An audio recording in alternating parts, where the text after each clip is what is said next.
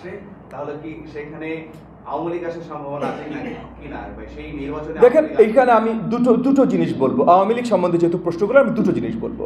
প্রথমত, আমি কোনোভাবেই দেখতে চাই না গত 16 বছর ধরে বাংলাদেশের রাজনীতিকে এবং বাংলাদেশের সভরেন্টিকে যারা প্রশ্নবিদ্ধ করেছে, রাজনীতিকে কুলসিত করেছে, মাস মার্ডার থেকে ভোট চুরি, টাকা চুরি সব কিছু করেছে, তারা বাংলাদেশের রাজনীতিতে ফেরত আসুক কখনো, এটা আমি দেখতে চাই।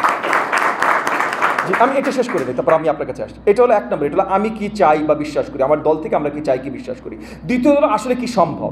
বাংলাদেশ আওয়ামী লীগ যে দলটা ছিল, আপনাদের কাছে প্রশ্ন, আপনারা কেউ মনে করেন ওই দলের পুরাতন কোনো নেতা নিজে বাসা থেকে হেঁটে হেঁটে বা গাড়িতে করে বা রিক্সায় করে বা যে কোনো ট্রান্সপোর্ট করে সে নির্বাচন কমিশনের অফিসে যাবে, সে ফর্ম তুলবে, তারপর বাসায় ফেরত যাবে এবং পাবলিক, বাংলাদেশের জনগণ, আমি না, আপনি না, কোনো রাজনৈতিক দল না, বাংলাদেশের জনগণ তাকে ওটা করতে দিবে, এটা বলে কেউ মনে করেন? আচ্ছা, সেইটা যদি মনে না করেন, তাহলে আওয়ামী লীগের দ্বারা কি আগামী নির্বাচন করা সম্ভব?